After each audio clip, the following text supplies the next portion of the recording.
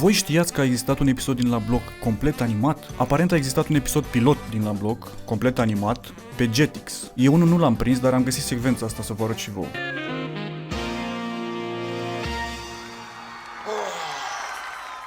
Popa, să știi că așa nu se mai poate. Dar ce-am mai făcut? Ce ai mai făcut? Nu mai gătești, nu mai calci, nu mai ai grijă deloc de mine, Popa. Așa că știi ce urmează? Să te dau afară. Asta o să fac. Iar? Ok, știu că nu v-am păcălit, eu am făcut asta. Am avut curiozitatea asta de mic, de când mă uitam la Bloc. Mă gândeam cum ar fi La Bloc ca un serial de desene animate. Practic el este un sitcom, deci există sitcom cum ar fi, nu știu, Family Guy, tot un sitcom animat. Adică gândiți-vă, n-ar fi fost fun să vedem personajele astea animate? Câte scenarii mișto s-ar putea face cu personajele astea care sunt aproape făcute pentru animație? Și teoretic în animație, imaginația este limita. Uite, de exemplu, Nelu și Costel. Tot timpul aveau joburi diferite, chestii la care nu se pricepeau deloc, dar tot timpul improvizau și creau niște situații amuzante, interesante, ca pentru animație. Uite un exemplu. Dacă ar fi un episod cu Nelu și Costel, în care afacerea lor de livratori nu prea mai merge așa cum trebuie și nevoia lor de bani, găsesc un anunț în ziar care spune că este nevoie de niște vânători de fantome. Se plătește bine și plata în avans. Nelu nu crede că fantomele există, așa că se prefac că au prins fantoma și pleacă cu bani. Improvizează, lipesc un logo cu vânători de fantome pe duba lor de livrare, pe jachetele cu care sunt îmbrăcați, se înarmează cu o mitralieră Tuberman și niște usturoi, că așa a prins fantomele, sau strigoi, și ajung la locul bântuit, subsolul unui bloc. Ajungând la locație, își dau seama că blocul chiar e bântuit de fostul administrator al blocului, care își caută în continuare răuplatnicii la întreținere, cei care au rămas restanți la întreținere. Costel, care e puțin mai pragmatic dintre ei doi, își dă seama că singura variantă de a scăpa de fantomă este să plătească ei întreținerea, pentru că altfel nu o să scape din situația asta niciodată. Aparent nu merge să scape de o fantomă cu o armă Tuberman și niște usturoi.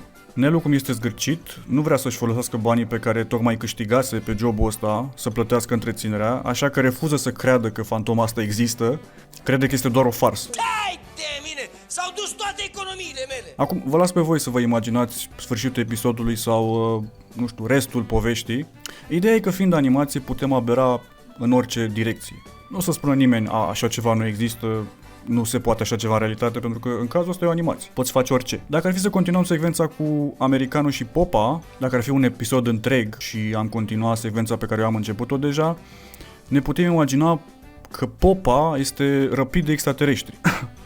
Mai exact, o rasă de extraterestri asemănătoare cu el, care îl confundă cu unul de-al lor, care probabil a fost rătăcit pe pământ din greșeală. Îl analizează și își dau seama că e diferit. N-are aceeași inteligență ca a lor, ba chiar are o inteligență sub a pământenilor și îl trimite înapoi pe pământ. Ajuns înapoi pe pământ, Popa este un alt om, este un om superior, are o inteligență superioară. Americanul vede asta, îi place noul Popa, nu înțelege de ce e așa, dar este impresionat și îi mărește salariul. Asta până se lovește la cap și își revine la inteligența lui dinainte. Și ăsta este un scenariu plauzibil pentru o animație. Toate astea pot fi rețete de animație, se folosesc și în animația americană, dar pusă în contextul României, adaptată la cultura noastră, poate ieși ceva foarte interesant. Mai ales având personaje care sunt iubite și iubibile de către noi, de către români, cum ar fi La Bloc. Un alt exemplu poate fi și Las Fierbinți. Și au personaje care pot fi foarte ușor folosite ca personaje de animație. La fel și poveștile lor.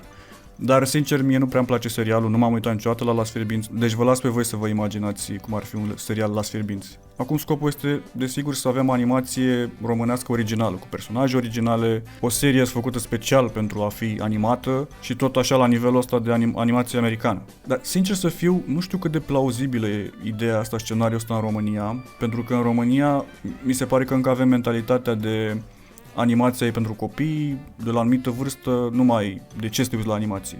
Nu mai are sens. Ceea ce e complet greșit. Cred totuși că mentalitatea se mai schimbă zilele astea cu noua generație și ne dăm seama mai mult de cât de entertaining poate fi mediul ăsta la animații. Știu că există oameni care au proiecte pe YouTube, tot felul de proiecte independente de animație, o să vorbim și despre alea, e puțin diferit zona aia. Dar dacă aveți idei de scenarii La Bloc pentru posibile episoade animate, doar să ne distrăm, scrieți în comentarii. Și întrebarea roșie: ați vrea să existe o serie de animație românească originală?